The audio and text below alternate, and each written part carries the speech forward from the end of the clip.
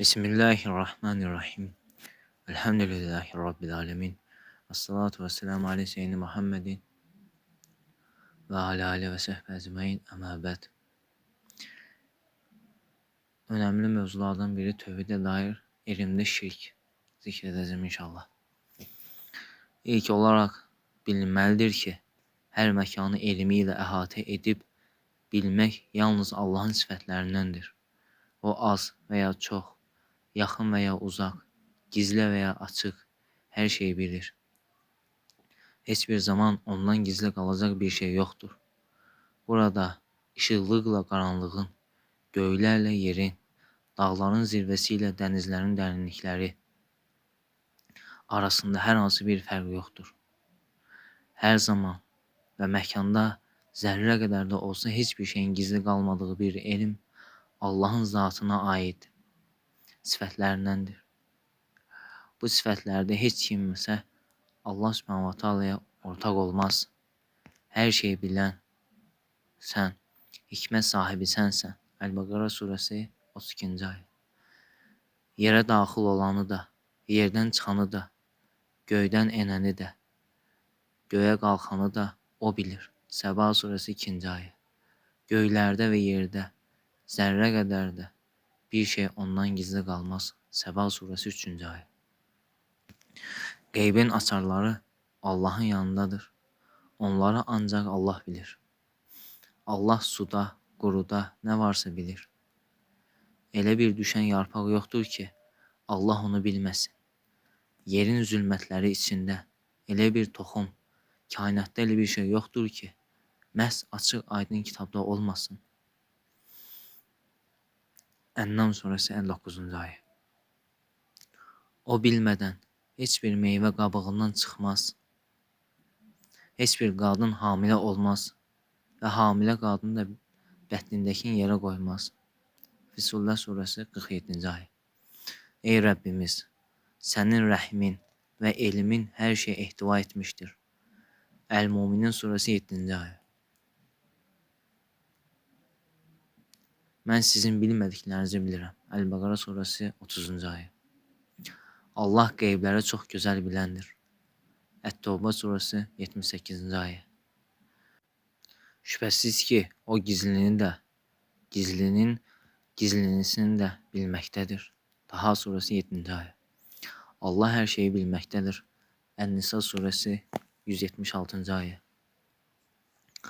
Məxluqatdan hər hansı birinin adını tələffüz edərkən, ona ayaqda ikən, oturarkən, yaxından və ya uzaqdan səslənən, başına bir bəla gəldikdə və ya düşmənlərin şərini sovuşdurmaq üçün ona yalvaran və onunla istiğasə etmək, düşüncəsini onu görür kimi ona yönəltmək, onun adını dili ilə və ya qəlbi ilə söylədikdə onun surətinə yaxın olduğunu və ya qəbrinin başında dururmuş kimi inanan, bütün bunları gözünün önünə gətirdiyində onun bunu bildiyini, başına gələn bütün xəstəlikləri, çətinliyi, ölümü, üzüntünü, sevinci bildiyini, danışdığı hər bir şey eşitdiyini, zehnindən keçənlərin başına gələn kədərlərin bildiyini və bütün bunlardan xəbərdar olduğunu qəbul edən kimsə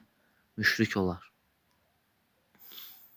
Həmçinin hər hansısa seyidin, şeyxin, imamın Allahdan vergi olaraq qeyb elmlərinə sahib olması, digər məxluqlardan fərqli olaraq gizli elmlərə sahib olmasına inanmaq da şirkdir. Bu cür şirkə elmdə şirk qoşmaq adı verilir. Bu Allahın elmini bir başqasına məxsus etməkdir.